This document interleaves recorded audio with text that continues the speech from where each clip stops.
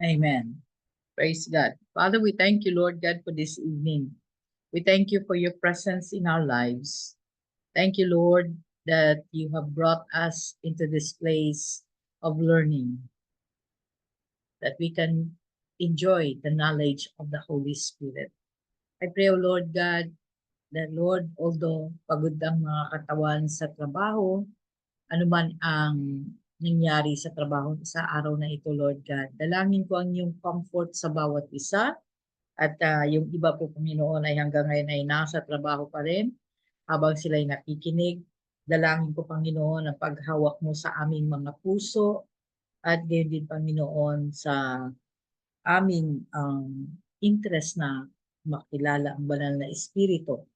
Dalangin namin, Panginoon, na patuloy, Lord God, na pagpalain mo ang bawat isa ng karunungan, ng Lord, yung wisdom to understand at opening the eyes of our understanding para, Panginoon, sa mga bagong kaalaman o sa mga bagay na hindi maliwanag ay magliliwanag sa aming kaisipan. Dalangin ko rin, Panginoon, naman ang matutunan namin sa gabing ito ay manatili sa amin at hindi kailanman ay nanakawin ng kaaway. Turuan ninyo kami na ipamuhay namin ang bawat aming matutunan sa salita ng Diyos. Pagpalain mo ang bawat isa ng iyong kalakasan, ng iyong galak, Panginoon. Kung sila man ay may karamdaman, pagpalain mo sila ng iyong kagalingan. Yakapin mo kaming lahat sa kapangyarihan ng banal na Espiritu. At gayon din, Panginoon, sa pag-ibig at pagmamahal ng Panginoong Hesukristo ay punuin ang aming mga puso at isipan upang, Panginoon, yun at yun lang ang aming pakaisipin at maranasan namin, Panginoon, ang pagbabago ng iyong pagkakaloob sa amin. Salamat sa gabing ito, Lord, sa iyong pagyakap. Salamat, Panginoon, sa mga pagtuturo ng banal na Espiritu na siyang mananatili sa amin, magpabago ng aming kaisipan, magpabago ng aming buhay, at magpapatatag ng aming uh, uh, pananampalataya, gayon din sa aming karunungan. Salamat, Panginoon. Pagtibayin ninyo kami ng inyong mga salita sa pangalan ng Hesukristo na aming Diyos. Amen, amen, at amen. Hallelujah. Praise God. Sandali lang po. Maingay po ba? Medyo may ingay. Maliwanag. Okay naman po, Pastora Tess. Maliwanag po. Okay. Hindi naman po. Okay, praise God. Amen. Kung hindi naman, okay lang yan. Ayan. Kala ko lang maingay kasi nakabukas yung electric fan namin. Praise God. Makalanghap naman tayo ng fresh air. Hindi naman na puro aircon, kundi fresh air din. Hindi po mainit dito sa Davao. Para po siyang Taiwan. No, ang kanyang Mainit ngayon sa Taiwan. Mainit dyan sa Taiwan. Pero hindi siya mainit ngayon. Dito, hindi po mainit. Hindi katulad ng Maynila na maalinsangan, na Mahangin. Mahangin sa Taiwan ngayon. mahangin. Naku. Sarap nga maglakad eh. Kaso nga may biis tayo. Diyan pala si Rod Navarro. Hangin eh. Praise God. At, hallelujah. Praise God. At kagaling lang namin sa kabilang mall kasi kinuha namin yung pinadala ni Del na sobrang traffic, nakakaiyak, grabe. At nagmamadali ako para may bahagi natin ang pagtuturo sa araw na ito. Amen. Hallelujah. Ayoko talaga maka-miss tayo kasi pag na-miss tayo, nako mahaba po ang pagtuturo. Nako mahaba po. At ngayon kasi detalyado. Detalyado po na hindi po na katulad ng 2021, hindi masyadong detalyado pero ngayon po ay detalyado talaga ang pagtuturo ng banal na Espiritu. Dapat po pagkatapos ng pagtuturo na ito, kilalan mo na siya and you know how to follow Him. And you know how to operate in the things in the Spirit. Dapat po, ganun po ang ating aim. Kaya seryosohin po natin ngayon ang pagtuturo. Kaya pag tinawag po kayo, huwag po kayo matakot, sumagot. No? Kasi paano mo matitest ang kaalaman mo kung hindi ka sasagot? At saka pag hindi mo alam, pwede ka namang tumawag ng friend. Friend, pwede mo bang ikaw mo lang sumagot kasi hindi ko makuha? O ano ba ang ibig sabihin nun, friend? Ganyan. Para masagot mo. Pero hindi ko po kayo pinipilit na sumagot. Ang gagawin niyo po, kung halimbawa, nahiya ka sumagot. So, imi-message ka. Sabi mo, imi-message ko na lang po yung sa comment box yung aking sagot. Pwede din yun. Para malaman ko lang kung ano ang laman ng iyong kaisipan. Amen. Hallelujah. So, medyo backtrack lang po tayo ng konti para po sa pagtatanong ko ay masagot niyo po talaga. Hallelujah. Kaya backtrack lang po ng konti. Pag sinabi kong backtrack, mag-review lang tayo ng konti para ma-relate ninyo ang aking katanungan maya-maya. Dahil meron po akong bagong katanungan. Hallelujah. Kaya, sige po, bago ako pumunta dyan, meron po bang gustong magbahagi o magsalita sa gabing ito? Para pagbigyan ko muna bago ako pumunta sa teaching. Meron po ba? Wala naman? Praise God. Okay, wala. Sige. Punta tayo sa teaching. Grabe, wala naman kayo patotoo patungkol sa teaching na ito. Sobrang nakaka-encourage kayo. Wala pa rin. Hallelujah. Praise God. So, review. Nag-umpisa tayo sa Luke 1:35 to 37 o Luke chapter 1 verse 35 and verse 37. Sinabi natin na si Mary ay kausap niya si Gabriel at sinabi dito kung paano kikilos ang Panginoon sa kanya para magkaroon siya ng pagbubuntis sa Panginoong Jesus. Sabi niya, the Holy Spirit will come upon you and the power of the Most High will overshadow you. Overshadow, no? Dadaan sa kanya yung lukuban siya ng, hindi pala dadaan, parang overshadow. Nasa taas, lukuban siya ng shadow ng kapangyarihan ng Diyos. Verse 37, talon tayo sa verse 37, sabi niya, for with God, nothing will be impossible. So, yun ang ibig sabihin ng all-powerful, almighty. No? Isa lang ibig sabihin ng all-powerful at almighty. Ibig sabihin, nothing is impossible. Yan. Praise God. Kuha ba yun? Tapos, talon tayo sa next verse. Hindi po ako nagtatanong dito. Tanong lang muna tayo. Talon, dito sa Psalm 91, nakita din natin na those who live in the shelter of the Most High will find rest in the shadow. Kanina, the power of the Most High will overshadow you. Dito naman, kapag ginawa natin siyang kanlungan, ay makamtan natin ang kanyang kapangyarihan, no? We will find rest in the shadow. Matagpuan natin ang kanyang kalinga at kapahingahan sa anino ng ating Panginoon. So, He's the Almighty, all-powerful. The same lang kasi ibig sabihin ng all-powerful at saka Almighty. No? Yun ang ibig sabihin. Shadow pa lang niya, ganun na siya kakapangyarihan. Kaya nga, in Him, we find refuge. Sa kanyang shadow, we find safety. Sa kanyang shadow, we find trust.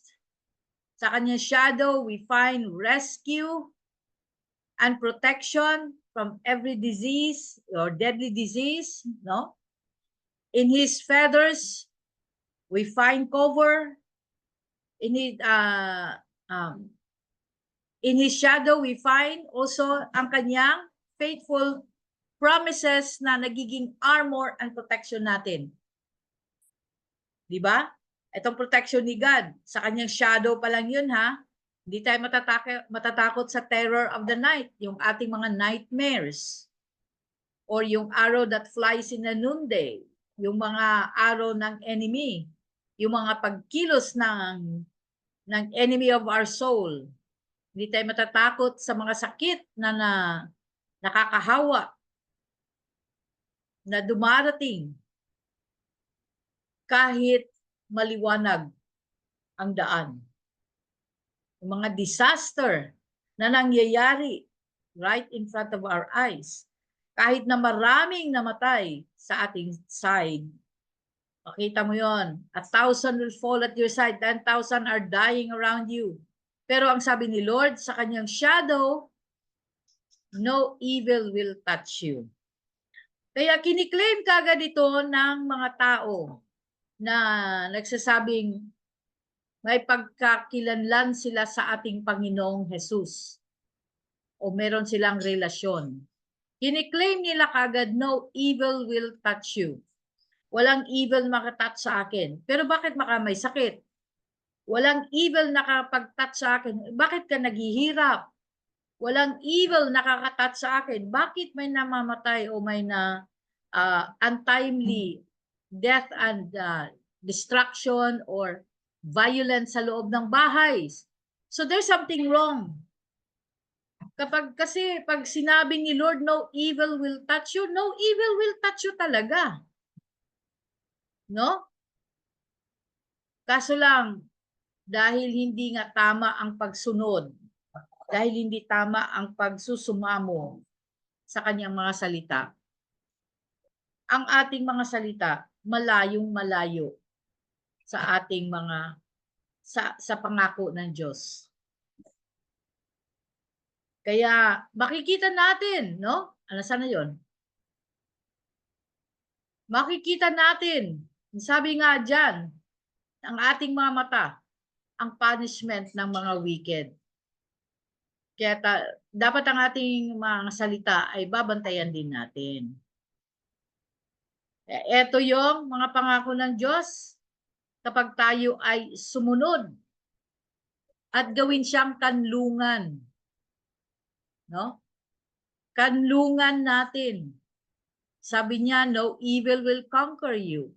Promise yan. Pero gagawin mo kanlungan ang kanyang mga salita. No plague will come near your home. Kaya malayo ang disaster sa iyo. Kahit ang mga paa mo, poproteksyonahan ng mga angels. No? Kahit na yung mga lions and cobras will not harm you. You will walk on them. Ang ganda. Lahat ng kinatatakutan ng mundo ay hindi mo katatakutan. Walang talab sa iyo. Sapagkat ang Panginoon ay siya ang iyong kanlungan. Yun ang ibig sabihin ng kanlungan. He is your place of safety, your shelter, and your refuge. Wow! Yun ang ibig sabihin ng Almighty. Dito, this is undefeatable ito. Undefeatable. Hindi siya natatalo sa Psalm 91. Okay, undefeatable na tayo. Kaya nga siya ang ating takbuhan. Kaya di ba pagka natatakot ka, minimemorize mo o nire-recite mo ang Psalm 91, ang sinasabi kasi sa Psalm 91, He is an undefeatable God. Amen. Hallelujah. Gayon din, sa 6 eyes of God, nangangako na i-rescue niya tayo, protektahan tayo ng kanyang pangalan, that sasagot siya sa ating trouble, no? At bibigyan niya tayo ng reward with long life. At ibigay niya sa atin ang kanyang salvation. Because He is the undefeatable God. Okay. Dito din, Nakita natin ang power ng Holy Spirit as sabi nga dito,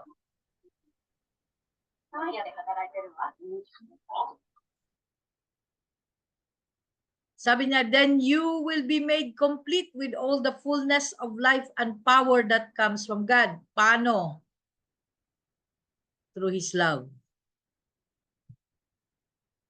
So His love is undefeatable. Kita mo rin yan. Kaya nga na omnipotence. Verse 20, now all glory to God who is able through His mighty power at work within us to accomplish infinitely more than we can ask or think of, beyond your imagination. Anong prinsipyo ng omnipotence ito? Undefeatable. Hindi natatalo. So yung mga lahat ng takot mo, hindi mangyayari. Hindi kayang takutin si God ng mga takot mo because He is undefeatable. Ito yung prinsipyo ng undefeatable. Hallelujah! Let's go. And of course, the standard lifter. The principle of omnipotence, Holy Spirit is omnipotent, the standard lifter. Sabi niya sa verse 19 ng Isaiah 59, the Spirit of the Lord will lift a standard against the enemy when the enemy comes like a flood. Pag dumating ang enemy, parang gusto kang lunurin, God will lift a standard. He is the standard lifter. Yun din ang nakalagay sa Zechariah 4:6. It is not by your might nor by your power, but by the Spirit of the Lord. Ito ang prinsipyo ng standard lifter. Tataas ni Lord ang standard against the enemy. So, hindi ka dapat natatakot. Praise God. Review na lang to ha. Review na lang to. Okay. Still in the standard lifter, kaya sabi dito, no? Sabi ni Lord, magpapadala ko ng angel sa Exodus 23 verse 20 to 22. Sabi niya, magpadala ko ng angel to protect you on your journey and lead you to safely to the place where I have prepared for you. Pay close attention to him and obey his instructions. Do not rebel against him, for he is my representative. Ano ibig sabihin ng representative? Advocate. And he will not forgive your rebellion. But if you carefully obey him, following all my instructions, then I will be an enemy to your enemies, and I will oppose those who oppose you. Yan. Luke, para lang sa Luke 12:10 yan, na hindi tayo pwede mag-blaspheme sa Holy Spirit. Pero makita mo dito, standard lifter, I will be an enemy to your enemies, and I will oppose those who oppose you. Ano ang condition in this principle as a standard lifter? Dito sa Exodus 23 verse 20 to 22, ang sabi, if you carefully obey my commandments, or if you carefully obey my representative, kasi him ang sinabi dito. Kaya buksan nyo ang inyong Biblia, makikita nyo, if you are careful to obey him, following all my instructions, kasi ang instruction ni God binigay niya sa kanyang representative or advocate. No? Or advocate. So kung binigay niya sa kanyang representative ang kanyang instruction, dapat susunod tayo. At kapag susunod tayo, God will be our standard. He is a standard lifter. Paano yon? Magiging kaaway siya ng mga kaaway natin? At lahat ng u-oppose sa atin ay oppose din siya doon. Wow! Standard lifter. Hallelujah! Praise God! Okay, ito na ang tanong. Bago dyan sa tanong, meron po ba kayong tanong muna. Kayo muna magtanong. Naunawaan niyo po ba ang sinasabi ko? Medyo mabilis tayo kasi pinagdaanan na natin yung last week yun na lesson. Naunawaan niyo? Siyempre, ayaw niyo sumagot. Okay. Dahil hindi kayo sumagot, sagutin niyo ang tanong ko.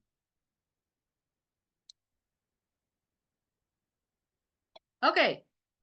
Yan ang aking tanong. Sa prinsipyo ng Holy Spirit, omnipotence. Sa aling prinsipyo akma ang Mark 11:23? Wow, pang Miss Universe na tanong ito. Mark 11:23. Tingnan mo kaagad sa iyong Biblia. A. Prinsipyo ng Almighty. B. Prinsipyo ng undefeatable ang Mark 11:23. O prinsipyo ng standard lifter. Alin man dito ang pipiliin mo, may nakalagay sa baba, ipaliwanag ang napiling sagot. Bakit mo napili? Alin man ang pipiliin mo dito? Bakit yan ang napili mo? Paliwanag para maunawaan namin. Hallelujah! Okay. Nakayuko na silang lahat. Yun yung gusto ko sa inyo eh. Pag may tinatanong ako, yumuyuko kayo. Kaya magtatawag ako. Praise God. Tingnan nyo na inyong Biblia ha. Unawain ang tanong. Unawain ang tanong. Tingnan ang Biblia. Ha? Okay?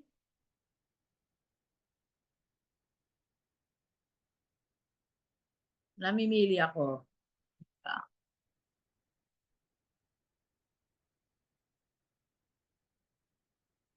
Sige, habang inuunawa nyo, mamimili lang po ako.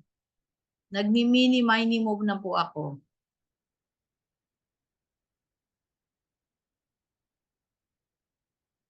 Okay. Okay. Concha. Concha ng Abu Dhabi.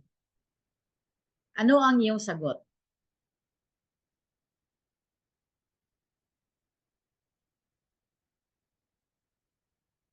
Kung hindi ka makasagot ng verbal, pwede mo namang i-message kung nasa work ka. Good morning po, Pastora. Yes. Pang-unawa lang po, standard lifter Standard lifter. Bakit? po. Kasi dito sa aking nabasa sa verse na na ating inyo pong pinabasa, ang sabi niya, and whenever you stand praying, if you have anything against anyone, forgive him, that your Father in heaven also Ha? may forgive you and 23? your trespasses. 11:23? Mark 11:23? Opo.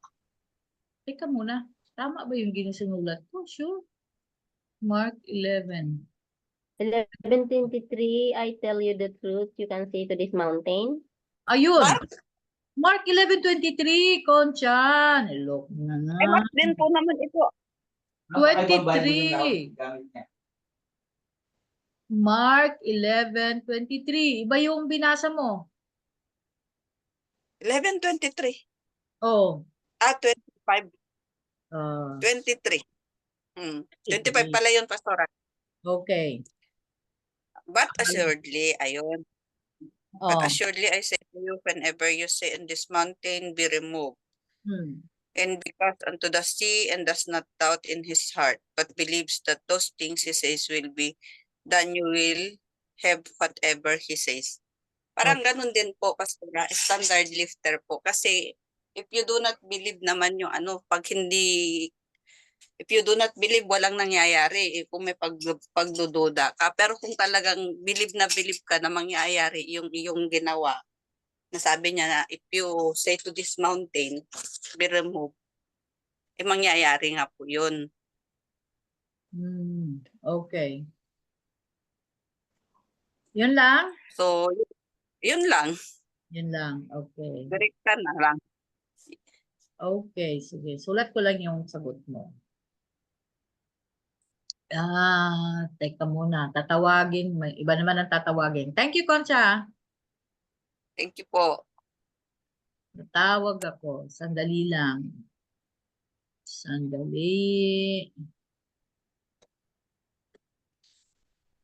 Sheila ng Sambales.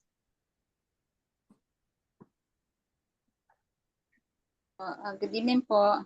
Good evening. Ano sagot mo? Ang sagot ko po ay undefeatable po. Undefeatable. Bakit? Kasi natin is impossible nga po sa ating Panginoon. So, kaya niyang utusan yung bundok na, ano ba yun sabi nito? Diba? Sabi niya dito, maaari ninyong sabihin sa bundok na ito, umalis ka riyan, tumalon ka sa dagat at ito ay mangyayari. Yun po yung sabi doon na Oo. pwedeng utusan yung bundok dahil nga walang imposible sa Panginoon. Yun po sa- Yun. Okay. Nothing is impossible because nothing is undefeatable. Okay. Utusan ang bundok. Thank you. Yun po. Thank you rin po. Yes, praise God. Okay. Tapos naman tayo medyo, punta tayo doon sa malayo. Si Marites Madronio, Hong Kong.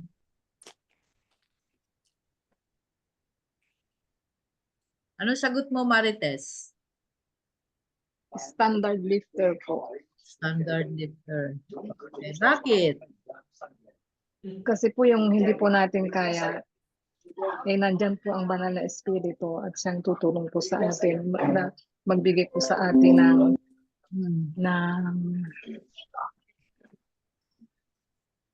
lakas upang magawa po natin, faith po upang magawa po natin yung hindi po natin kayang gawin po dahil nandun po ang banal na espiritu. Okay. So, He will help us in our weaknesses. No? Opo. Thank you. Nani pa kaya? Thank you. HK. Okay.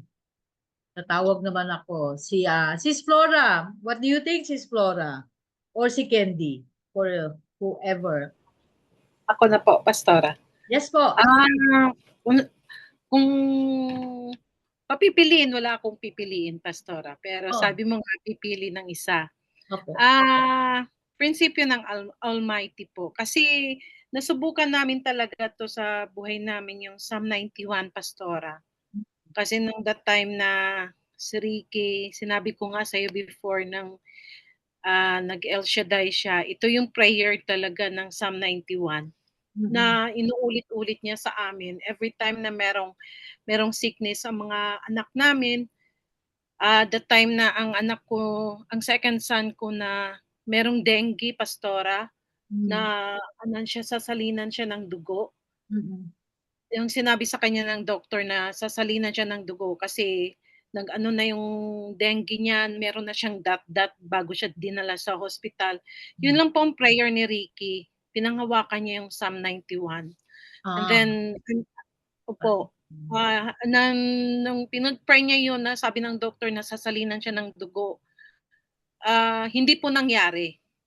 Na yung prayer na yun, ang inulit-ulit niya, ang Psalm 91, hindi po nangyari na salinan yung dugo, ang dugo ng anak ko. Marami po, ang Psalm 91 na pinangawakan namin. I remember na ang lola ko, yun ang sinabi niya sa akin, every time you go, every time na meron kayong pinupuntahan na hindi niyo sigurado, just pray Psalm 91. Pero ako nalimutan ko, Pastora, yung Psalm 91 na yun.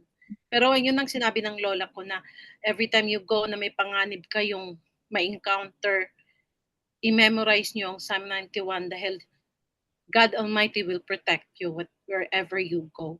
Yun po until now po, yun ang pinanghahawakan ni Ricky, yung Psalm 91, kasi marami na po kaming proven na nangyari sa amin, lalo na sa aming mga anak. Yun po ang prayer niya na pinanghahawakan niya po. Ang prinsipyo ng God Almighty po. Sister Flora, paano siya nag-connect sa Mark 11:23?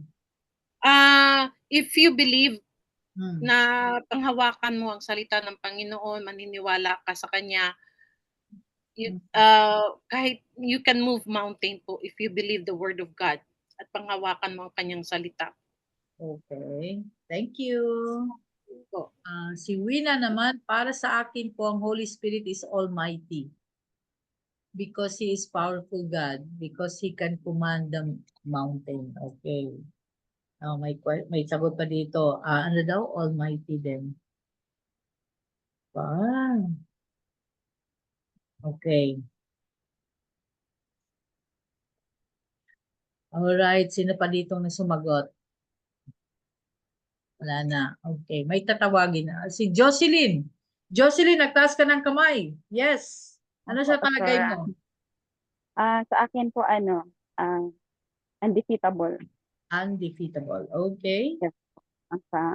Kasi po undefeatable based po sa napag-aralan po natin sa Ephesians chapter 3 verse 16 to 21.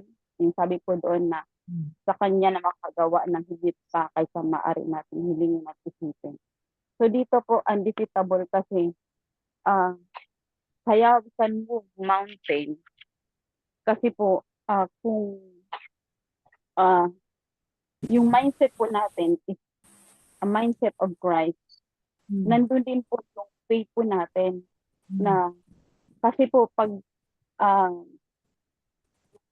pag yun yung mindset po natin sa sarili po natin, alam po natin na kaya pong gawin ang mga bagay na higit pa sa kaya natin isipin at nandun po yung ibig sabihin ko po yung faith nagiging rooted po yun. Rooted and grounded. Kaya po, if we depend on the Word of God at naintindihan po natin yun, we can move mountain po. Kasi nandun po yung faith na alam po natin na mangyayari po yung salita po ng Diyos. Yun po yung sa akin. Okay. Yes, thank you. Thank you. May tawagin ako isa pa. Kasi, parang mutation no? Dalawang almighty, dalawang standard, dalawang undefeatable. So, to break the tie, tawagin ko. Meron akong tatawagin dito. Teka, sandali ha. Si Jam. Jam, nasaan ka? Magaling kasi ito sumagot si Jam. Here po. Okay. What is your take, Jam? If I didn't have to choose one, it would be all three po. But I think the one that's closest to Mark 11:23 is Almighty, because when you say Almighty, andyan na po yung omnipotence and andyan na po yung power ni God. And in Mark 11:23, you're acknowledging yung power po ni God already by what you're saying to the mountain. I think I remember you said that po sa December na when you tell the mountain to move, it will move because God is behind you. And it's great because you're not acknowledging your own power, you're acknowledging God's power. You're acknowledging His omnipotence. And Almighty, it has omnipotence in it. It's acknowledging God's power. And it's giving the authority to God. It's letting God take control of that mountain and then move it to the sea. So it's like parang you tell it to move, but it will listen to you, but it's God that moves that mountain. And that's for me po. Praise God. Amen. Hallelujah. Thank you. Thank you. Okay. Ang ganda naman ng mga sagot ninyo, no? Now, tingnan natin. Ang Mark 11:23, alam nyo na yon, di ba? Command the mountain. Sabi ni Jesus, if you tell this mountain, be uprooted and throw yourself to the sea, inuutusan niya ang mountain. Tingnan mo dito, ha? Balikan natin ang Isaiah 59. Isaiah 59. Where are you? Isaiah 59. Sabi dito, according to their deeds, according to will repay. Fury of his adversary, recompense to his enemy. The coastland will fully repay. So shall they fear the name of the Lord from the west and his glory from the rising of the sun. When the enemy comes in like a flood, the Spirit of the Lord will lift a standard against him. Pag tiningnan mo, then, ang Mark 11:23. Sabi ng mga disciples, how did you do that, Lord? Pinagaling ang epileptic. Inutusan niya, I tell you the truth. You can say to this mountain, be lifted up and throw yourself to the sea. But you must really believe. Sabi nga, tama yung sinabi ni John, that it is God who is moving the mountain. It is not you. You are just believing. But the power, that the principle that is at work here, when you command, it is not, your mouth commands, no? Ikaw ang nag-uutos. Pero si God ang nag-move. That is the principle of the standard lifter. Ikaw ang nag-uutos. Si God ang nag-move. Pag Almighty kasi, meron kang kaaway. Tingnan mo dito. Psalm 91 yung kinuha nyo, di ba? Psalm 91. Almighty. Undefeatable. Almighty and undefeatable. Nasaan yung Almighty ko? Op. Nasaan? Hindi yan. Almighty is Luke 1:35-37. Nothing is impossible. Yes, but His Spirit will overshadow. He is the one intervening. May ginawa ba si Mary dito? Wala. Nag-agree lang siya. Pagdating sa standard lifter, ikaw magkukuman. Sa Almighty, He intervenes. Yun ang ginawa. Like si Jairus. Almighty yun. Almighty yun kay Jairus sa Mark 5. May ginawa ba si Jairus para buhayin ang anak niya ni Panginoong Jesus? Wala. In truth, walang faith si Jairus. Kaya sabi ni Jesus sa kanya, Jairus, just believe. In the same way, the angel said to Mary, the Holy Spirit will come upon you, and the power of the highest will overshadow you. Therefore, also the Holy One is to be born. May ginawa ba dito si Mary para mangyari ito? Nag-agree lang siya, okay. Sabi niya, okay. Let it be done unto me according to your word. Yun ang sagot ni Mary. Ganun din si Jairus. Ang sagot niya, Lord, I believe. Help my unbelief. Wala talaga siyang ginawa. Physically, verbally. He just agreed. Ganon din si Mary. Kaya, nothing is impossible. Nag-intervene. Pagdating mo na Psalm 91, Psalm 91, the shadow of the Almighty. Dito, may mga kaaway ka. Kaya nga may rescue. Kaya may place of safety. Dahil may kaaway ka. Okay? For He will you from every Correct. trap and protect. Merong namamana sa iyo. May naglalagay ng sakit sa iyo. May disaster na darating sa iyo. May namamatay sa tabi mo. Yan ang Psalm 91. May kaaway ka. God rescue, kaya Almighty. Pero pagdating mo sa undefeatable, meron ka ring kaaway. Pinapakita ni God dito ang kanyang kapangyarihan to intervene. Kasi sabi niya dito, no? Sabi niya dito, I will give you infinitely more than you ask or think of by His mighty power working in you. Pangalawa, saan ba yung isa? Saan ba yung isa? No? Saan ba yung isang may... Through His mighty power and trust within us. Yes. Pero pa yung isa eh. Yan lang ba pinakita natin sa undefeatable? Ito. The 6 promises of God. Promising of your protection from your enemy. He will stand up for you. Undefeatable.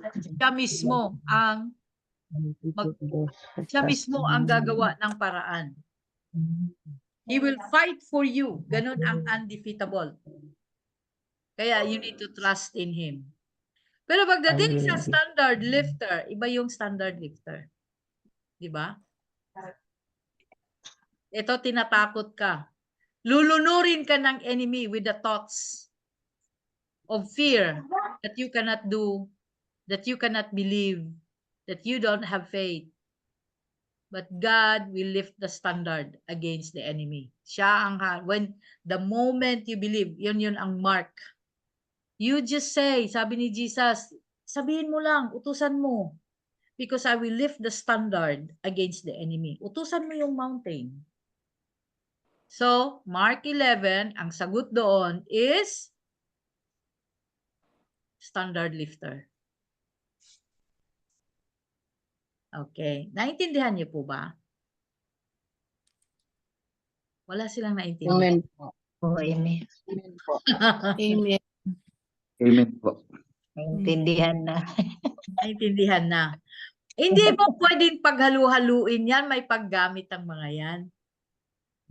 Kaya yung hinaharap mo, kaya alam mo kung anong power ni God ang mag-work. No? Amen. The same way, ha?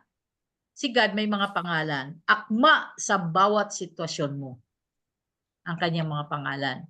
Kaya lagi niyang tinatanong, anong pangalan ko? What is my name? Hallelujah. What is my name? Kaya dapat alam mo ang name ni God. Si Jehovah Rapha, kung ikaw ay may sakit. Jehovah Jireh, kung ikaw nangangailangan ng probisyon. Diba? Jehovah Uzi, kapag ikaw ay nangailangan ng lakas. Jehovah Shalom, kapag ikaw nangangailangan ng peace. Diba? Is your good shepherd kung kailangan mo ng paggabay. Akma sa iyong bawat pangangailangan ang pangalan ni Lord. Wala tayo, hindi natin nagdi-discuss sa the name of God, no? Dito tayo sa power ng Holy Spirit as omnipotence. Marami pala. Standard lifter, mamaya advocate na naman ang pag-usapan natin. Kaya bawat prinsipyo ng kanyang omnipotence dapat alam mo, naunawaan mo. Ngayon, naunawaan niyo po ba sinasabi ko? Parang awa niyo na. Amen. Hallelujah. Amen po. Amen. Amen. Kaya, kapatid Neri, Almighty po kasi po yun ang words na galing sa puso mo at nagko-connect sa banal na espiritu lahat ng mangyayari. Hindi po. Hindi po. Ang sagot po dito, Mark 11:23, standard lifter. Ayan. Ito si Junie, standard lifter po. Base po sa napag-aralan natin sa Ephesians 3:20. All glory to God. And He who is able through the mighty power at work and accomplish infinitely more than we can ask or think of. Yan. Nya, kahit malamig ang room, pinawisan ako.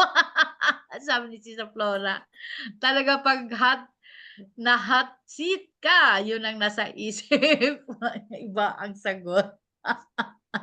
Hallelujah. Na hot seat ba? Kayo naman. Ayan, Almighty, unlimited power when you believe. Nako. Kailangan sakto ang believing mo sa word. Sakto, akma sa sitwasyon. Okay? Hindi saksak sinago na. Ang tawag doon sa Bisaya, saksak sinago, pinaghalo-halo mo, chop suey. Hindi ganon. Kasi the next time na may mangyari sa'yo, hindi mo alam paano mo i-deal. Kaya intindihin mo ang prinsipyo ng omnipotence ni God. Okay? Hallelujah. Praise God. Standard lifter din kay Maricel ng Hong Kong, si Joe, the power, the words, Almighty naman sa kanya, standard lifter. Ang gulo. Okay, pagka binigay ko na yung sagot, time's up na yon. Ayan, next time naman tayo mag-ask ng question. Naunawaan po ito? Amen po. Amen. Amen po. Amen. So let's go to the next principle ng Holy Spirit omnipotence, yung kapangyarihan ng banal na espiritu, no? Next principle, the advocate. Advocate na. The Holy Spirit omnipotence as an advocate. Advocate or lawyer, representative. Imagine nyo na, may lawyer ka. No? May lawyer ka. Isaiah 59:21. As for me, says the Lord, this is my command and my covenant. Covenant to ha? As for me, says the Lord, this is my covenant. Pag sinabi mong covenant, kontrata to. Usapan. Eternal na usapan. Si Lord, pag anong usapan ninyo, hindi yan mababali. Usapan nyo na yan eh. Kaya nga, seryosohin mo yung usapan mo kay Lord. So, covenant, contract with them. My spirit who is upon you, and my words which I have put in your mouth shall not depart from your mouth, nor from the mouth of your descendants, nor from the mouth of your descendants' descendants. Naku, third and fourth generation, says the Lord. From this time and forever. Yun ang kontrata ni Lord sa atin. Ilalagay niya, ibibigay niya ang advocate who is the Spirit. His Spirit. Pakimute po. At ang kanyang words forever. Kaya nga, ang may true Holy Spirit relationship, no? Iba sila magsalita. Tagus sa puso. Buhay na buhay ang salita ng Diyos sa kanila. Bakit? Hindi lamang Spirit ni God ang binigay or the Holy Spirit, binigay din ang words. Ang advocate, ano ang itsura mapipicture mo sa iyong kaisipan sa advocate or representative? I will ask, pag sinabing advocate, ano ang nagpipicture sa isip mo? Anong itsura niya? Jam, how does an advocate look like to you in your imagination? How does an For me advocate po, look? it's Yeah. like speaking for you. Like Speaking for you, yes. Physically, how Like does he you're- look like in your It's like- imagination? for me in my imagination, he's super big, and then he's commanding, like he's in this white, like Okay. silk type. He was wearing something that's silk and it's draping, and he was commanding. He's commanding all these people, and I'm behind him. And that's what I imagine. Amen. Hallelujah. Yan. That's how Jam looks at the advocate. Tanungin naman natin yung iba. Si Nanay Raquel, ano ang itsura ng advocate sa iyo? Sa iyong imagination po. Siya po yung nagtuturo ng kung ano yung dapat niyong gawin. Kung nagko-convict siya. Okay. Thank you. Huwag ka mag-alala. Huwag ka matakot. Hallelujah. Si R. Ano ang itsura ng advocate? Pag sinabi mong advocate representative sa iyong imahinasyon.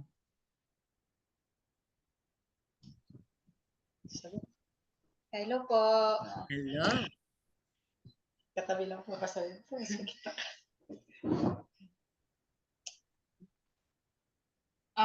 Para po sa akin, ano po,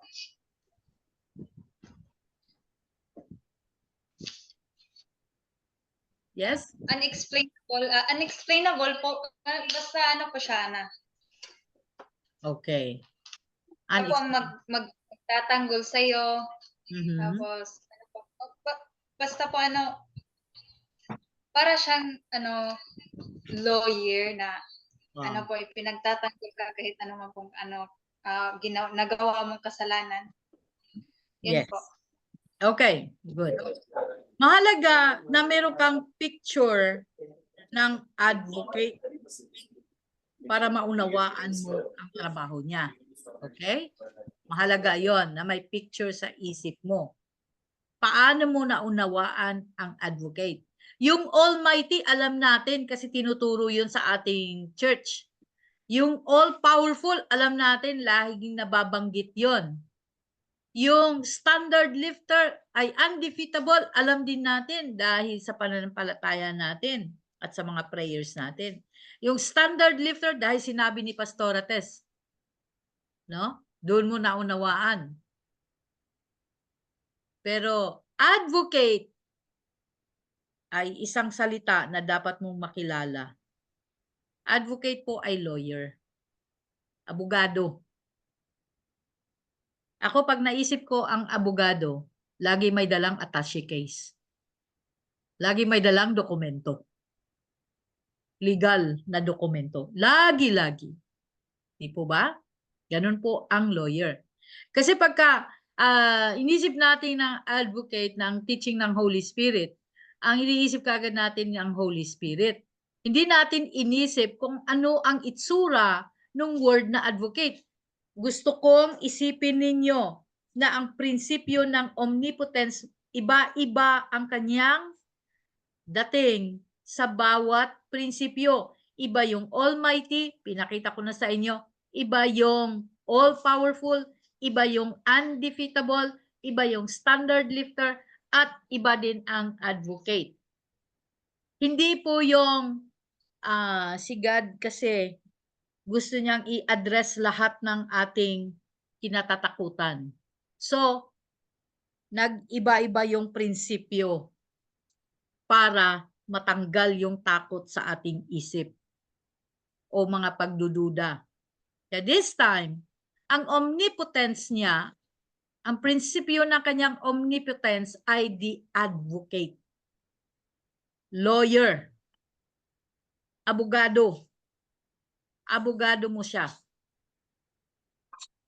Kaya ang abogado, tama yung sinabi ni Jam, at sino pa yung mga sugat? Si Nanay Raquel, no?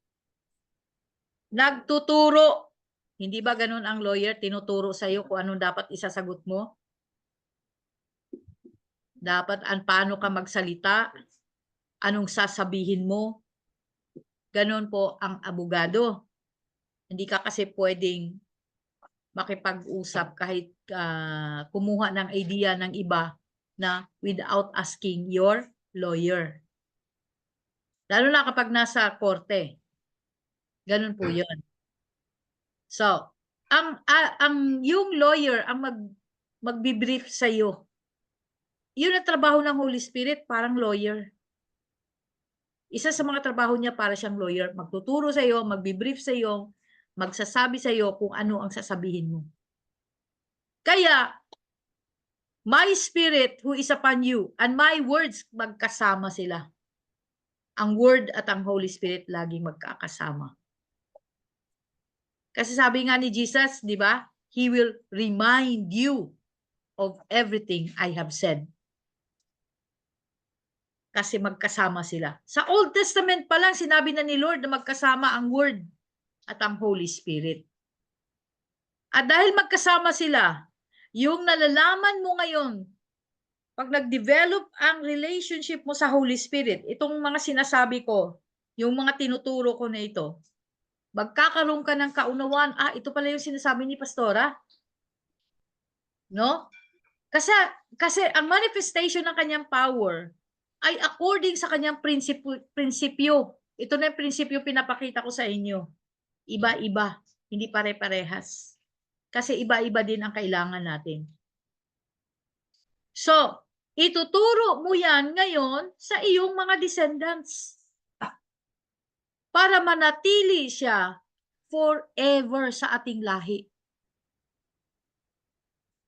Kaya hindi tatanggalin ni Lord hanggat merong kang tinuruan. Kaya kung ilan ang anak mo, kailangan ituro mo. Tama yung ginawa ni Sister Ninya, no? Pina-join niya dito at saka si Antoinette ang kanyang mga anak sa teaching ng Holy Spirit. Pina-join, in-expose sa mga bata to this teaching. Para magkaroon na sila ng kaunawaan na ganito pala si Holy Spirit. So, ang kanyang power is not isa lang. Marami sa prinsipyo. Marami. Ngayon, maunawaan mo siya. O ngayon, ang kailangan ko, lawyer, Lord. Alam din ni Lord kung kailan mo kailangan ng lawyer. Kaya biglang alam mo kung anong dapat mong gagawin. Sabi natin, wisdom ni Lord to. Pero actually, ang nagbigay sa'yo ng wisdom ay sino? Si advocate. Holy Spirit. Kaya pa pinaglaban ka niya. Sino ang pinaglaban ka niya sa isang masalimuot na pag-uusap o paglalaban? Sino yon? The advocate. Sasabihin sa'yo, ito ang sasabihin mo sa kanya. Ito yung batas. Bigla ka magkaroon ng understanding sa batas. Bakit? Binubulong sa'yo. Ganyan si advocate. Hallelujah! Naunawaan po ba? Siyempre, hindi pa. Sige, tingnan natin. Sa sunod na verse. Amen. Diba? Praise God. John 14:15, 17. If you love me, hindi talaga mawawala ang love. Kaya kailangan nating mag-love, love, love. If you love me, that's always the condition. Because love in itself is power. No? Love in itself is power. Kaya if you love me, obey my commandments. Verse 16, and I will ask the Father, and He will give you another advocate who will never leave you. Bakit another? So meron pang isang advocate. Meron. Si Jesus yun. Okay? Si Jesus yung isa. The Word who will fight for you. And now the new one, the Holy Spirit, who is another advocate. He will never leave you. Bakit? Kasi yun ang promise ni God, diba? Sa Isaiah 59. Balik tayo. Isaiah 59. From this time and forevermore. Sabi ni Lord, forever. Si Lord lang talaga ang may forever. So, ganun din ang sinabi niya dito sa John 14, verse 15 to 17. He will never leave you. Verse 16. Pagdating mo sa 17, He is the Holy Spirit. Yon. Who leads in all truth. The world cannot receive Him because He isn't looking. Because it isn't looking. The world isn't looking for Him. And does not recognize Him. Ang mundo hindi siya na-recognize. Pero ang mundo, claim ng claim sa kanya na kilala ko ang Holy Spirit. Meron akong Holy Spirit. Pero si Lord na nagsabi, does not recognize Him. Iba yung sinasabi, iba yung kilala mo talaga. But you know Him. You know Him kasi you have the teaching. Because He lives in you. Now and later will be with you.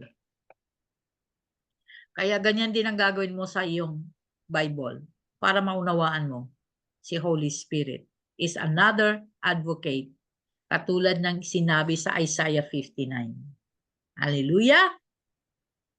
So, whenever the world is telling you or unbelievers telling you, kilala ko ang Holy Spirit, pero hindi mo naman nakikita ang salita ng Diyos sa buhay niya, imposible.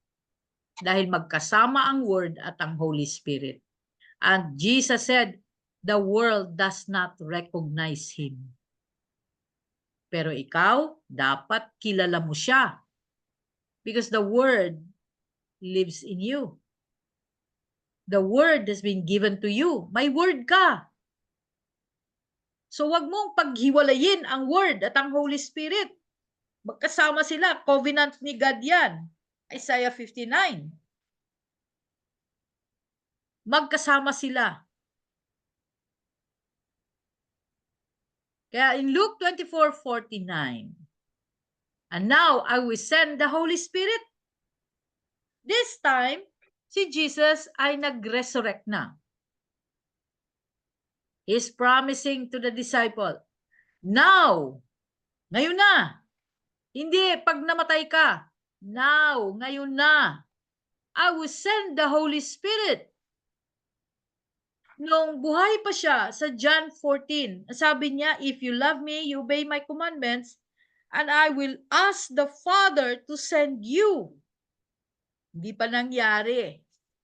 Ina-ask pa lang niya si Father na ipadala sa mga disciple. Bakit? Sa totoo lang, sa New Testament, dalawa lang ang may Holy Spirit operating inside them, inside their bodies. Sino? Si John the Baptist, who has the fullness of the presence of the Holy Spirit, and the Lord Jesus, who has the Spirit without measure sa kanyang buhay. No? Dalawa lang sila. Very powerful pa silang dalawa. Pero si John the Baptist, I told you before, hindi niya in-impart ang the fullness of the Holy Spirit sa ibang tao. Hindi niya ibinahagi dahil wala yon sa usapan. Wala yon sa kontrata ni God na nagsabi i-impart mo.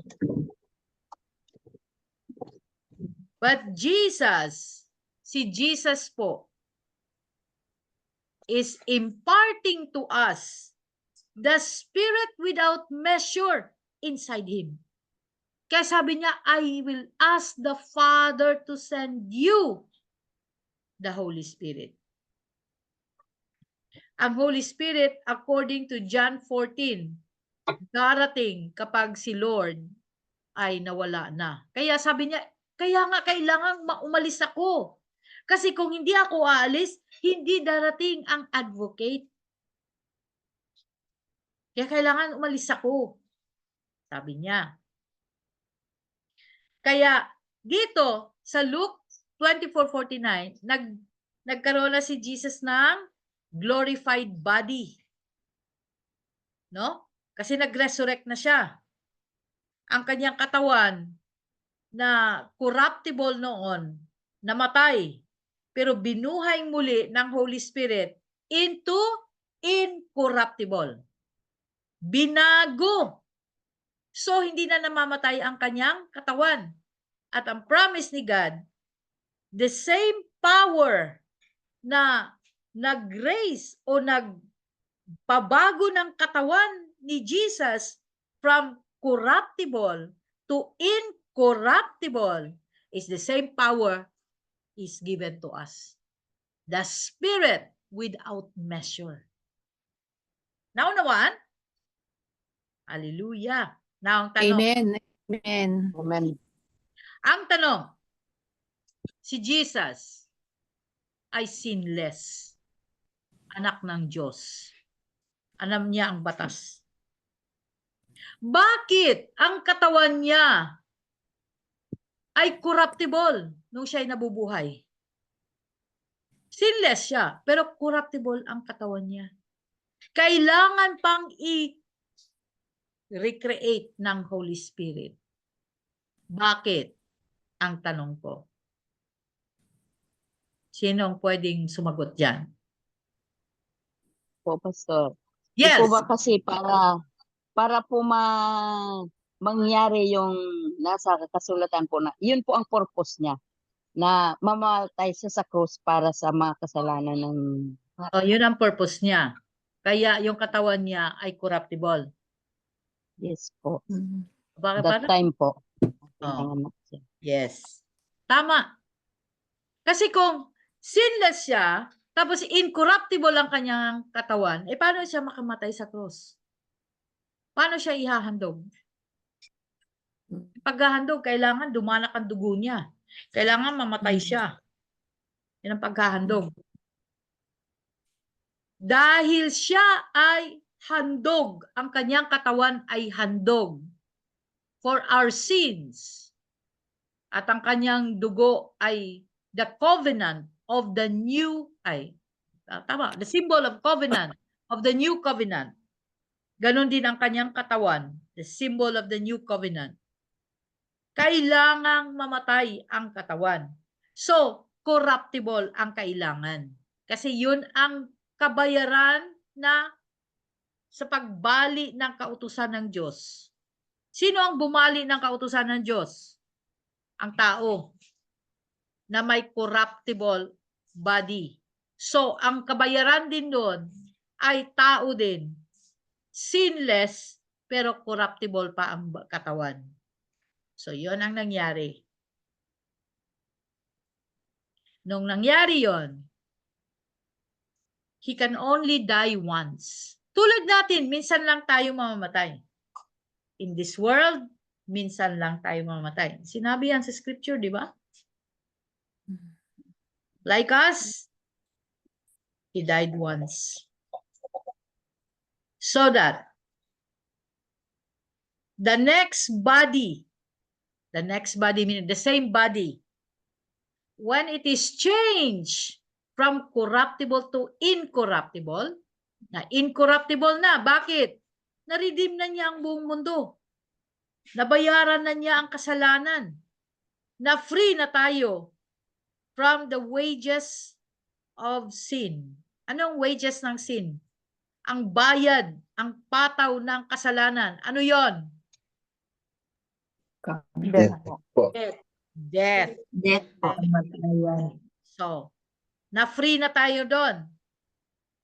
Binayaran na ni Lord. Ngayon, ang kailangan ni Lord ay masave ka by believing. Kaya nga, once you believe and walk by His commandments, huwag mo kalimutan to walk by His commandments. Kailangan mo ang Holy Spirit, who will teach you all things, who will reveal to you the legalities of heaven, of how to be an adopted child of God. Kasi, kailangan mabago yung katawan mo from corruptible to incorruptible. Kailangan dumaan ka doon sa dying to self. Katulad ni Jesus, dumaan din siya sa death. Tayo din, we need to die to self. Yun ang ibig sabihin. Sino ang magtuturo sa atin yan? Si Holy Spirit. Kasi siya ang may bitbit ng legalities. Siya ang testimonial ng testimony ni Jesus for our inheritance. Siya yun. Hebrews 9. Siya ang may bitbit ng dokumento. Siya ang silyo ng promise. Kaya kailangan natin si Holy Spirit. Kaya sabi ni Jesus, eto na. Glorified na ang katawan ko. Sabi na niya sa mga disciple niya. And now, ngayon pa lang to. And now, ngayon na. Pag sinabi mong now, ngayon yun. I will send the Holy Spirit.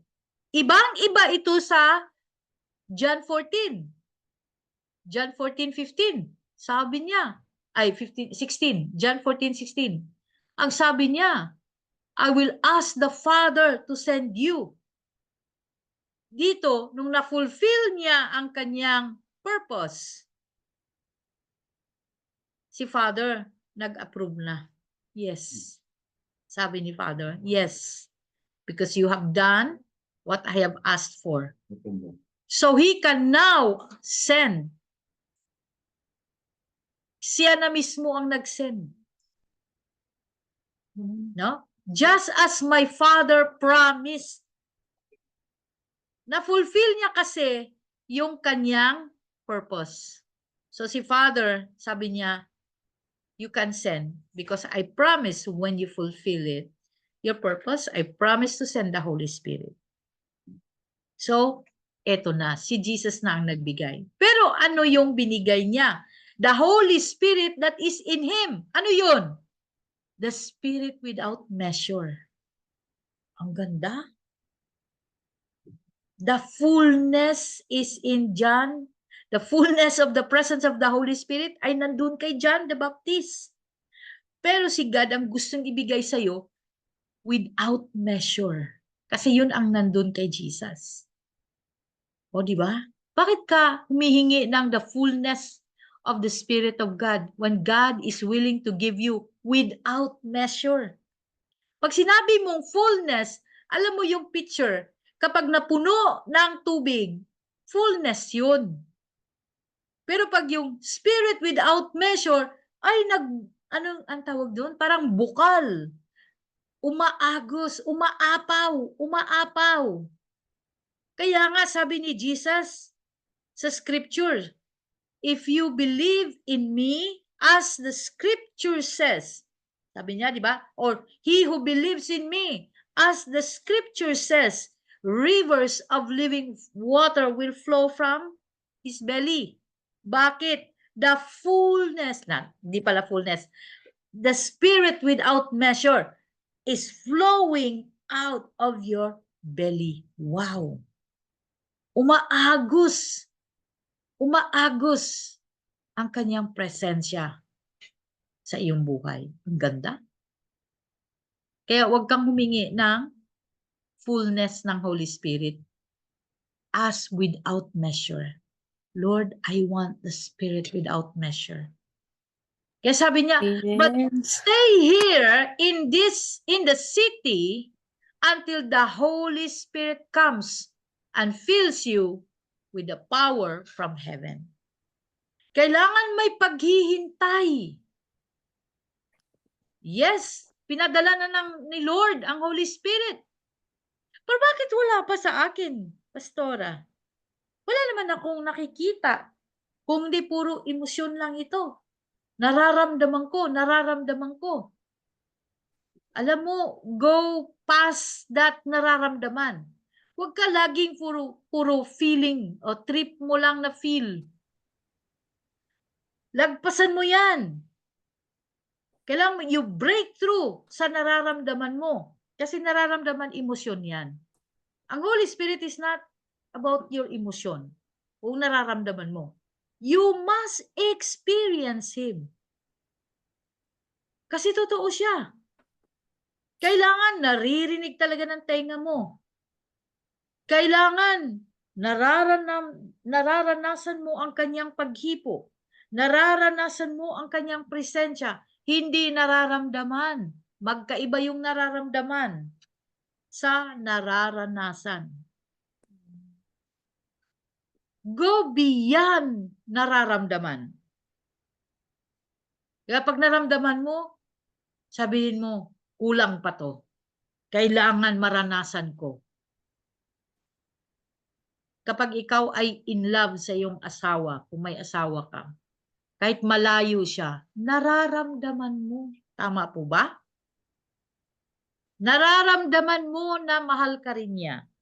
Or nararamdaman mo na may mahal siyang iba. Kasi it's about emotion. Pero, kapag nahuli mo siya na nagdadala siya ng flowers sa'yo, nararanasan mo na mahal ka pala talaga nito. Tama? Pero, sa birthday mo, nakita mo, nahuli mo, na may iba siyang binigyan ng regalo, hindi ikaw. O nagkamali siya ng padala ng text. Nararanasan mo yun. Nararanasan. Hindi mo na nararamdaman. Bakit? You have experience. Yun ang pagkakaiba. You have a tangible experience sa nararanasan. Sa nararamdaman, puro feeling. Walang tangible experience. Naunawaan o hindi? Amen. Maraming salamat po. Amen po. Talaga? Parang nakipagkumbate ako dito. Hallelujah! Praise God! Hallelujah! Kailangan na mabuo sa iyong isip. Paano ba tanggalin mo ang nararanasan. Huwag kang makukontento dun sa nararanasan. Naiiyak ka kasi nararanasan ko. Ayun, good. Pero yung nararamdaman, huwag kang makontento. Nararamdaman ko siya. Nararamdaman mo? Oh, now get the experience. Nararamdaman mo pala eh. Go beyond it. Hallelujah. Sapagkat itong sinabi ni Jesus, stay in the city and the Holy Spirit comes and fill you with His power from heaven. Is an experience. Ano yun? Sabi ni Jesus, maghintay ka dito. Huwag kang umalis. Hintayin mo ang banal na espiritu na dumating. Sabi mo, Lord, nararamdaman ko siya. Ha? Saan? Hindi mo alam. Bakit? Nararamdaman mo lang. Hindi pwedeng nararamdaman. Go beyond it. Kasi sinasabi ni Jesus, experience the power. He will fill you with the power from heaven. May kasamang experience. Kaya nga pagdating mo sa Book of Acts, experience. Okay? Kaya ang Holy Spirit is not about feelings. Praise God. Hallelujah. Ayan. Pinagsulat-sulatan na natin ang ating slide para makita mo na itong Holy Spirit comes and fills you with power is experience. Experience, hindi feeling trip lang. Okay? Acts 1, verse 4 to 8. Once, when he was eating with them, he commanded them, do not leave Jerusalem until the Father, si Jesus pa rin ito, until the Father send you the gift He promised. As I told you before, John baptized with water, but in just a few days, you will be baptized with the Holy Spirit. Wow! Ang baptism ng Holy Spirit, when He comes, hindi feeling. Hindi feeling, hindi nararamdaman mo lang. Hindi. It's power. Sabi niya, verse 6. So when the apostles with Jesus, they kept asking Him, Lord, has the time come for you to free Israel and restore our kingdom? Ang sinasabi nito, political.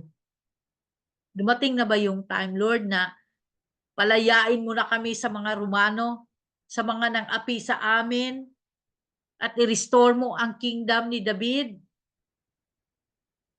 Ang sagot ni Jesus. Kasi hindi pa na naunawaan. Hindi naunawaan ng mga disipulo niya anong sinasabi niya. Kasi ganun din sila, katulad nyo. Nararamdaman ko. Hindi na naintindihan ang difference. Ano sagot ni Jesus? He replied, the Father alone has the authority to set those dates and times. Kung kailan mangyari yan. Mangyayari yan, pero si Father lang nakakalam. And they are not for you to know. Huwag na tayo magtanong-tanong kay Lord ng mga dates and times dahil hindi nga yan sasabihin ni Lord. Si Father lang nakakalam. But you will receive power when the Holy Spirit comes upon you. Why ask for political change na ang binibigay sa iyo ay power of the Holy Spirit? And you will be my witness, telling people about me everywhere, in Jerusalem, throughout Judea, Samaria, and to the ends of the earth. So kapag dumating pala ang Holy Spirit sa iyo, ang iyong lawyer, ang iyong advocate, ang iyong representative, hindi mo pala representative yon. Ang representative ni God, katabi mo na, He will remind you. So, marami siyang dala ng pagpapaalala sa iyo. He will teach you. Tutor mo pala siya. Ngayon sasabihin niya sa iyo, anong dapat mong gawin. Kaya nga, you will receive power dahil Bakit power na receive ko? Dahil ituturo niya sa iyo step by step kung paano ka lalakad sa kapangyarihan ng Diyos. Ituturo niya sa iyo exactly paano manalangin that will open the heaven. Ituturo niya sa iyo paano magsalita ng Word of God with authority. Kaya nga, pagdating ng Holy Spirit, pag numukob ang Holy Spirit, bumaba ang Holy Spirit and He is accompanying you, hindi mo mapipigilan na mag-share. Kasi marami kang biglang alam.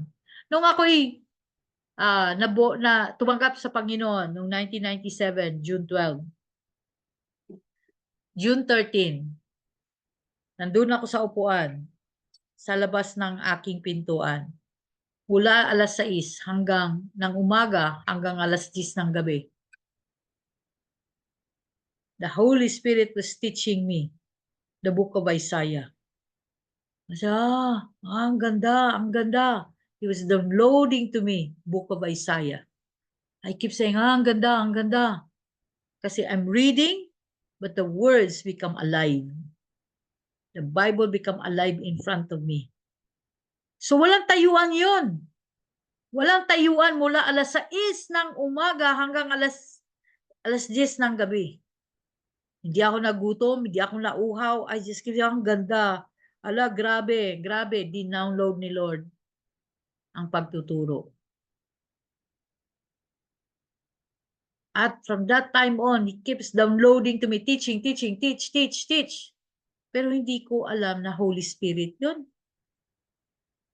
Kasi sa Holy Spirit, I came to face with Him 2016 pa lang.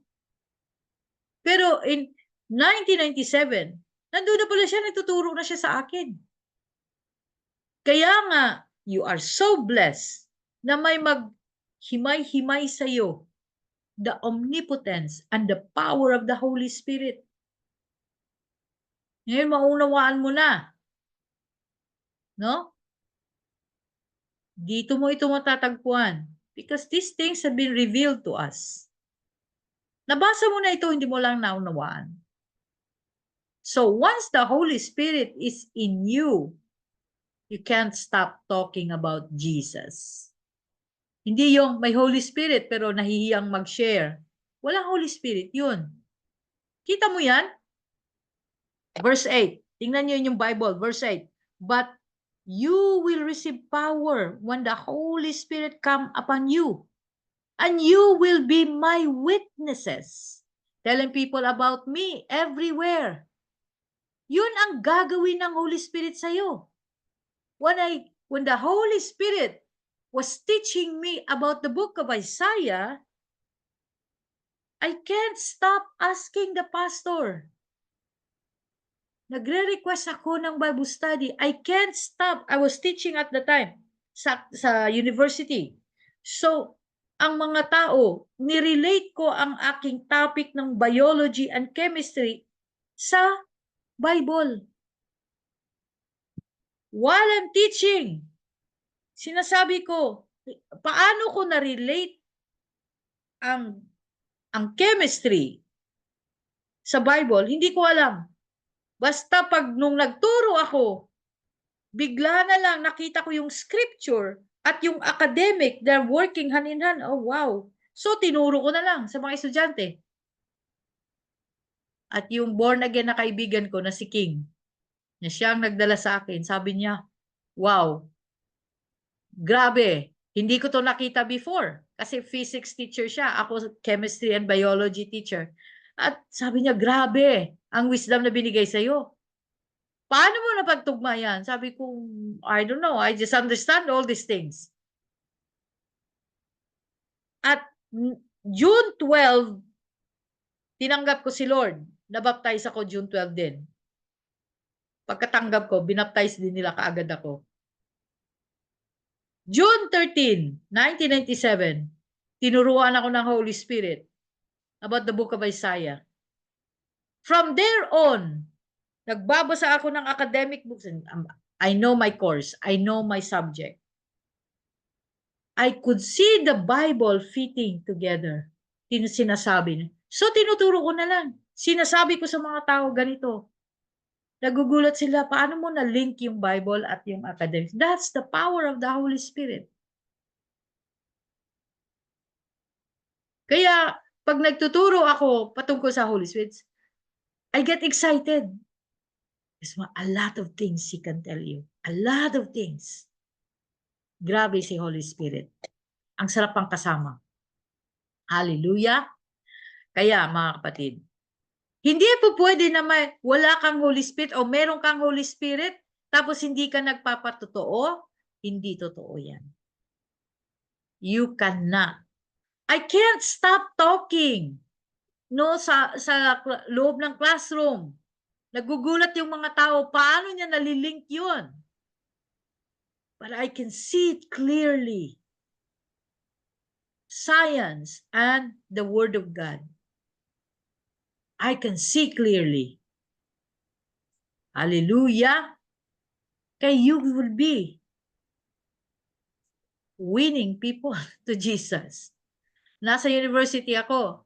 Every 6 months, people, students, 70, 80, by hundreds, they come to Jesus. They come to Jesus. Dahil I made simple things. But not really me. It's the Holy Spirit who is in me. Hallelujah. Ayon. That's the kind of power ibibigay sa'yo ng Holy Spirit. Wisdom. The wisdom. The advocate can give you wisdom by telling you the truth and showing you the things to come. Ay, ganda. Hallelujah. Saka na natin pag-usapan ng kanyang mga works. Pero eto muna, ang prinsipyo ng kanyang omnipotence ay lawyer siya. Kaya, pwede mong tanungin sa Holy Spirit, ano ang legality nito? Anong sinasabi sa Bible patungkol dito? Sasagot siya. Bakit?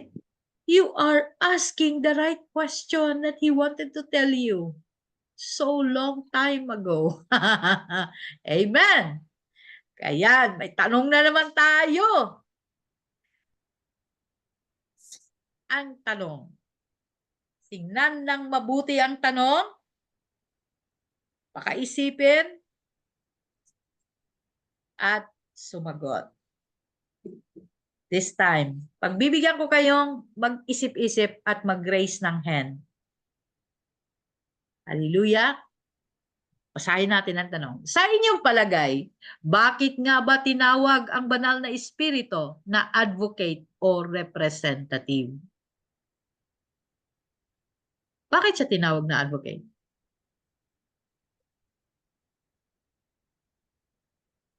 Praise God. Isa na namang Miss Universe na tanong. Okay, habang nagbulay-bulay kayo, babasahin ko lang mga mensahe dito sa GC.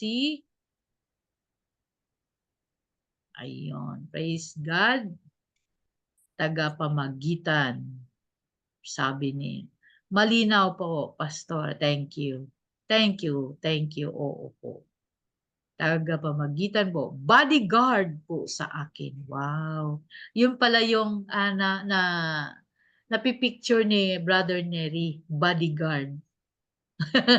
Bodyguard ba? Ganda naman. Si Laida naman sa akin, Pastora, he is our guardian. A big guy, masculine, in white suit. Yun nga eh. Doon natin naiisip, no? That's how we look at the Holy Spirit. Religious po yan. Actually, religious po.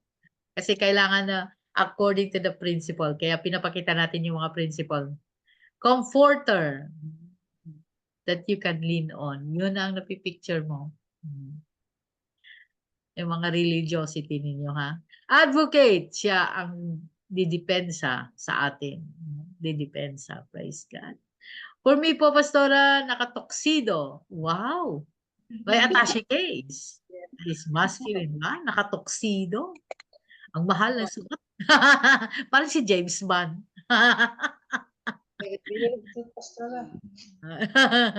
Hallelujah.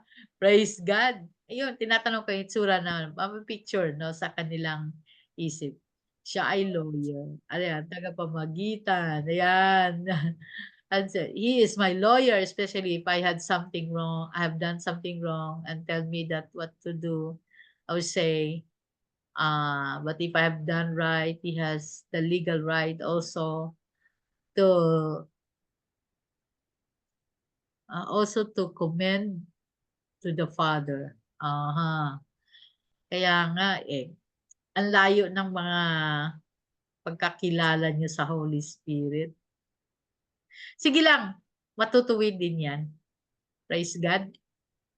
At si Doc, I am a sinner at dahil makasalanan ako, may accuser ako, kaya need ko ng advocate, representative na mag-defend sa akin na ako ay napatawad na. Amen. Praise God. Proseso. Laida. Praise God. Para po sa akin, tinatawag kong advocate. Ayun. Ito na yung mga sagot. Representative. Ang Holy Spirit po ang mag-plead. The one who plead your case. Si Doc, kailangan niyan someone who would represent to defend her sa court ni God. Okay, praise God. Ganda. Si Nanay Raquel, tagapagturo nga po kung paano tayo makasunod sa kautusan ng ating Panginoong Diyos at kinoconvict tayo sa mga pagkakamali natin para makorek. Yun pala yung advocate. Hallelujah. Si Rowena Pullman, advocate po, representative kasi po si Holy Spirit po ang ating defender, spokesperson, and a great teacher. Correct. Antoinette Villedo, the Holy Spirit is the advocate. He will reveal all the legalities about heaven. Brief us, tell us what to say, how to say, remind you, teach you step by step how to live the mind of Christ. Amen. That is correct. Hallelujah. Ayan, sinagot na ni Tonet. Kaya po, ganun talaga, tinawag siya na advocate kasi he represent God. He will tell you everything. Eh, sabi ni Jesus, the Holy Spirit will take what is mine and reveal to you lahat ng legalities about sa testament ni Jesus para magiging tagapagmana ka. Nasa kanya lahat sa Holy Spirit. Kaya siya representative ni God. He will teach you, lead you, step by step. He will defend you. No? And all you have to do is believe. Nakikita mo ba yung mga sa mga program ng mako-convict, no? Sila ay nakaposas at naka-tangerine ang kanilang kulay. Nakaupo sila doon sa korte. Anong ginagawa ng advocate o lawyer? Di ba kinakausap? Sinasabihan yung akusado, o ako ang iyong lawyer. Ito yung rights mo. Ito yung gagawin natin. Ito yung sasabihin mo. Makinig ka sa akin. Mapapalaya ka. Kung naniniwala ka ba? Are you believing me? Di ba gumaganon sila? Kasi siya ngayon ang mag-represent sa right nung naakusahan na yon. Kahit na yung naakusahan na yun na tunay na nagkasala. So, nasa kay Holy Spirit ang testamento na yung kasalanan niya. Kapag sinabi nung naakusahan, oo, maniniwala ako sa iyo. Help me. Fight for me. Set me free. Dead. Di ba? Yun yung pagtanggap kay Jesus in order for you to be saved. Kaya nga, darating yung 1 John 1, you admit. I admit, ginawa ko po yun. Okay. Kaya sinasabi ng mga lawyer, ano talagang ginawa mo? Sa mga lawyer dito sa mundo ha, sabihin mo sa akin kung anong ginawa mo. Ikwento mo sa akin kung ano yung ginawa. Kasi doon pa lang sila magbabase sa iyong defense. Pero si Lord, tinapos na yung kasalanan natin. Binayaran na. Kaya ang lawyer nagsasabi sa atin, bayad na ang kasalanan mo. Maniwala ka lang. Yun ang sabi ng Holy Spirit. Gawin, ito ang dapat mong gawin. Ito dapat sasabihin mo. Ito step by step. Kaya napapawalan sala tayo. Kasi we believe the teaching of the Holy Spirit. Kung naniniwala ka talaga. Hallelujah! Kaya siya tinawag na representative. Praise God. Ang ganda, di ba? Ay, ay, ay. Ganda, Pastora, napakalinaw po ng explanation po. Thank you, Lord. Hallelujah. Ngayon, makilala nyo na si Holy Spirit. Amen. Kaya po, kailangan po lumakad tayo sa katotohanan. Katotohanan ng pagsunod sa utos ng Diyos. Yun ang katotohanan. Follow the commandments of God. Hallelujah. Basahin ko lang yung natira dito. Comments. I need the Holy Spirit in my life to teach the truth and to help me walk in Jesus, the truth about Jesus. Si Jaylee, Pastora, tama po ba ang sagot ko na in the absence of the physical being of Jesus, si Holy Spirit ang kanyang representative para magturo ng tama kung ano ang ating gagawin. Pwede rin. Tinawag na advocate, represent dahil siya ang tagapagturo, tagapayo, tagapagtanggol. Nasabi ko na ang sagot. No? Kaya sinabi ko nasabi ko na ang sagot, ay, yung mga sagot nyo, dapat bago ko sabihin yung sagot, bago ko pinasa nyo na. Hallelujah! Ganon ang teacher pag nag-test. Next time, ang pag-usapan po natin ay, the spirit of Elijah. Hallelujah! Ganda! Wow! Did you learn something tonight? Amen po. Amen po. Marami po, Pastora. Thank you, Lord. Praise God. So, ilang prinsipyo na ng omnipotence ang alam nyo? You have the all-powerful, almighty, undefeatable, standard lifter. Ngayon ay advocate. Okay, next time, the spirit of Elijah. This is power in itself. No? The spirit of Elijah, the fire. Thank you, Lord. Hallelujah. Pagka naunawaan mo yon, balikan nyo yung 5.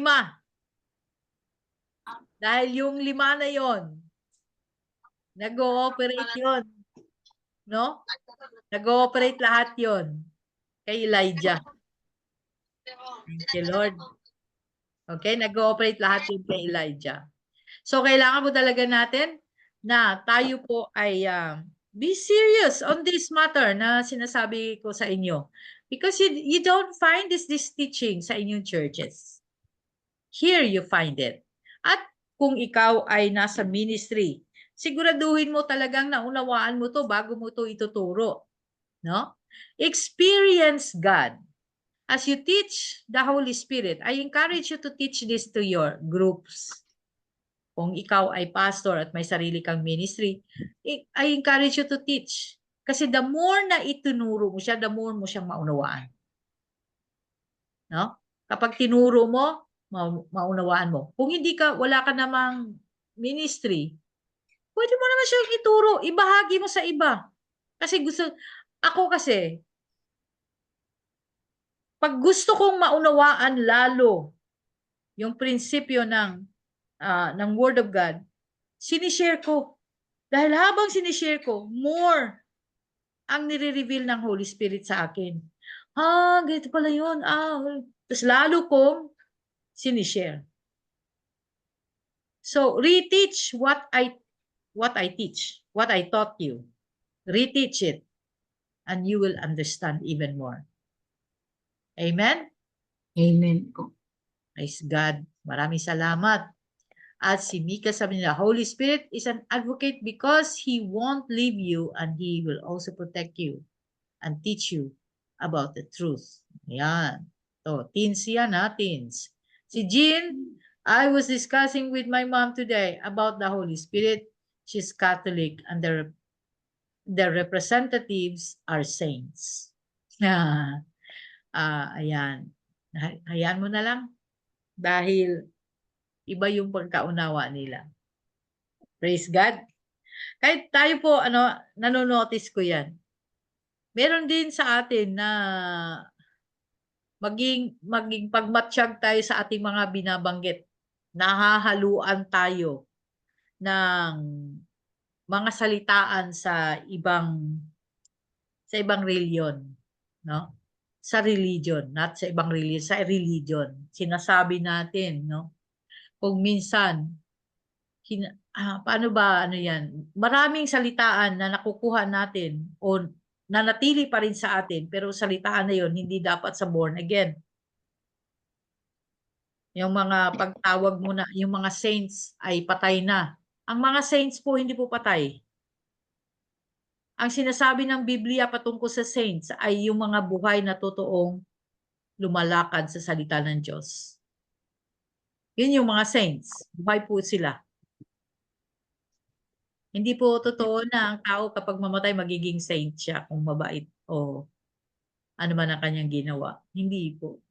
Si Lord po ang nagsasabi, saints ay buhay. Praise God. Hallelujah.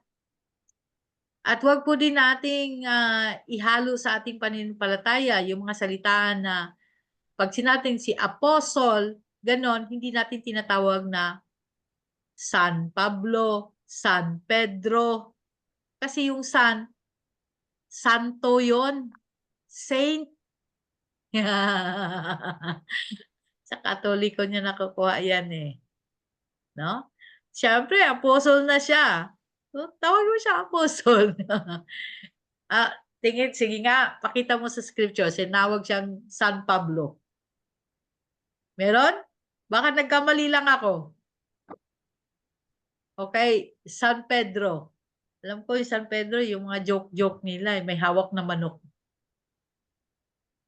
No, may nagsabi niyan. No, yung kino-consolidate namin. Pag sinabi consolidate, kinakausap po with the Word of God.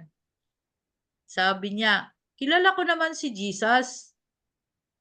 At meron din naman akong Jesus at ganoon din sa mga saints. Sabi naman, sino po yun? Sabi niya, si Jesus yung malaki. Malaki. Biglang, okay. Anong kulay? May kulay pa sila. Sabi na, itim. Hallelujah. Sino naman yung saints? Tinanong, sino yung saints?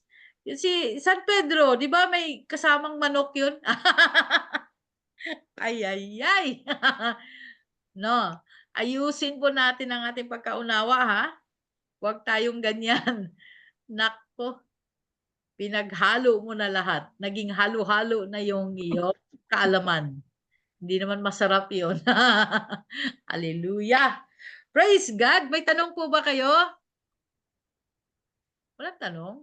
Ano mo, exciting ako magturo, pero hindi ka nagtatanong? Pastora, Yes po.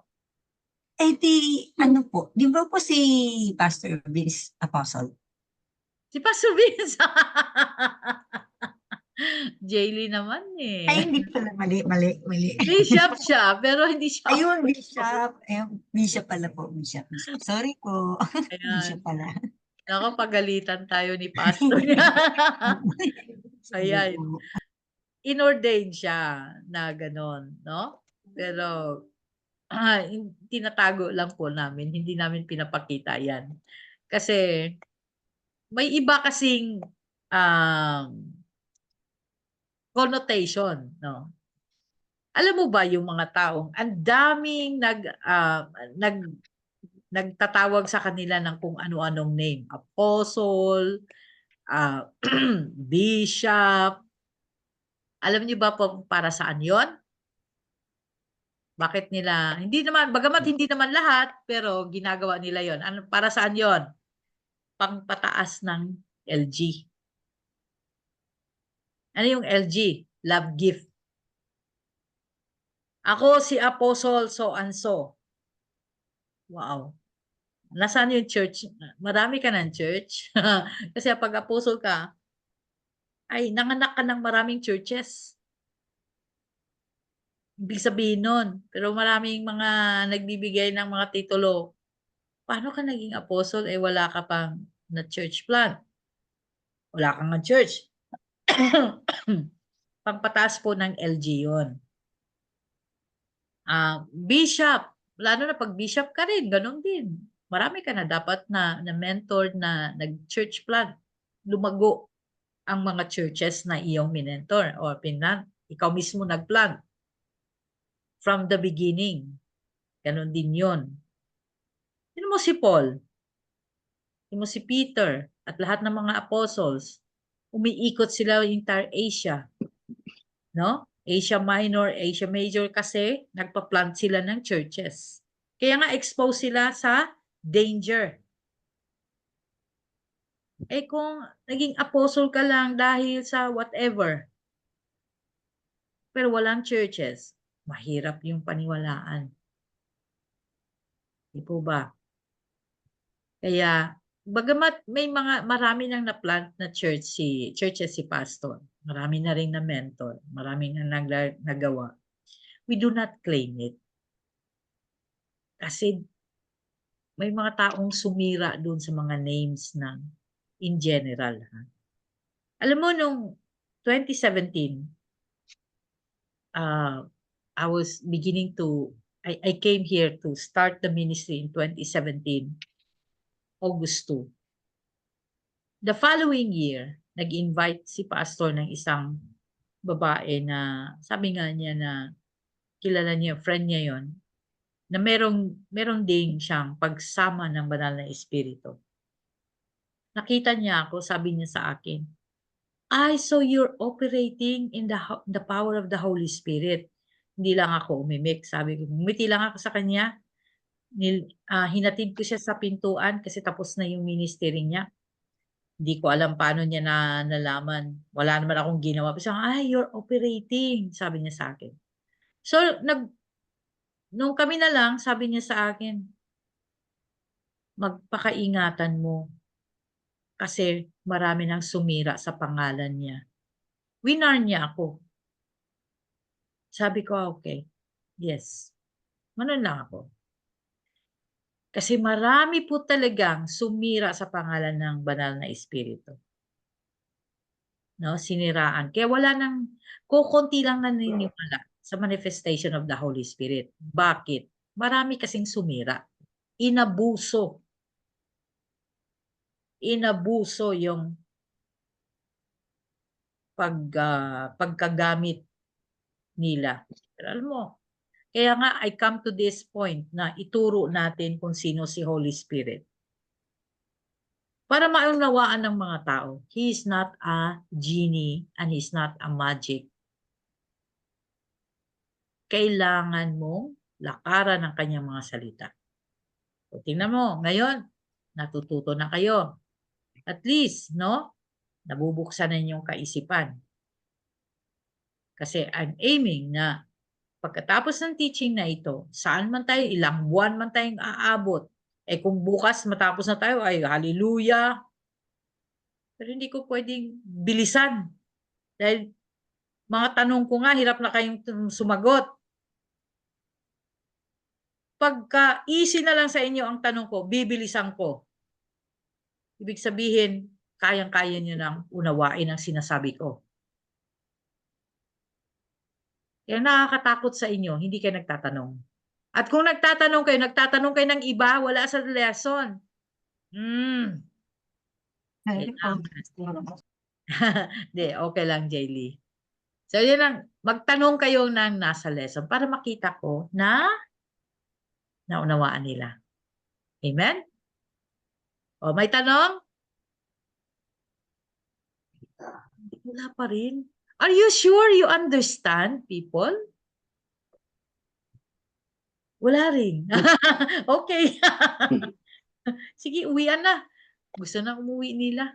10:16 na daw. Ayan, praise God. Sige.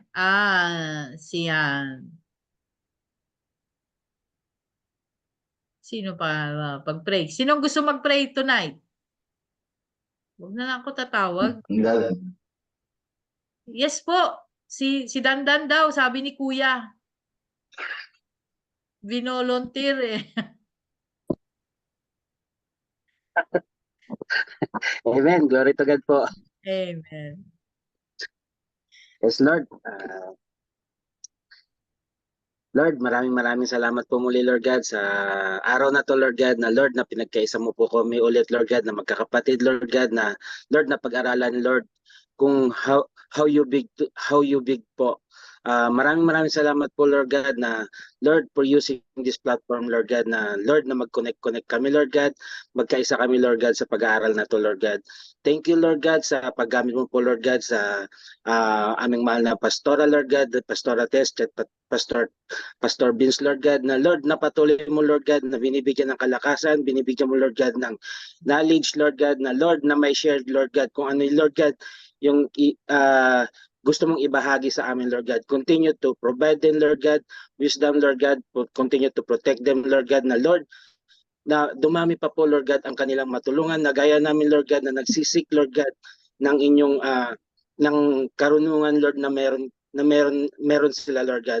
Lord, continue to cleanse us, Lord God, continue to Lord, open our heart, Lord God, sa mga ganitong katuruan, Lord God, na Lord, na mag-sink in, Lord God, yung mga itinuturo nyo sa amin, Lord God.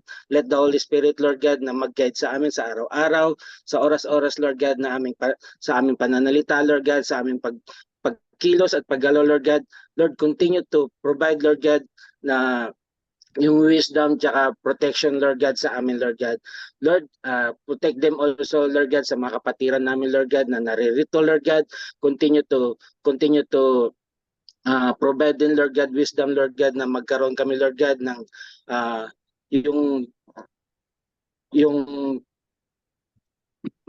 kagustuhan, Lord God, na matuto, Lord God, at hindi lamang, Lord God, at yung magamit namin, Lord God, yung mga itinuturo nyo po sa amin, Lord God, sa aming mga pamilya, sa aming mga kaibigan, sa lahat na nakakasalamuha namin, Lord God, na magamit namin, Lord God, ang mga tinuturo nyo sa amin, Lord God. Lord, continue to cleanse us, Lord God. Lord, sa aming pag-iwa-hiwalay, Lord God, sa aming pagtulog, Lord God, continue to possess our body, our soul, our spirit, Lord God, na Lord, na makasama ka namin, even though, Lord God, sa aming mga panaginip, Lord God, turuan niyo po kami, Lord God, kung paano kami lumakad, Lord God, na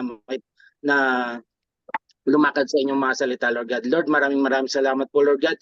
This is our prayer, Lord God, in the name of Jesus Christ of Nazareth. Amen and amen. Amen. Hallelujah. Maraming salamat sa bawat isa, mga kapatid. Good night po. God Thank you, Thank you po, Pastor. Pastora. Maraming Thank you, salamat po, Pastor Pastor. Vince. Amen. Good night. Maraming Good night, salamat. everyone. Bye-bye.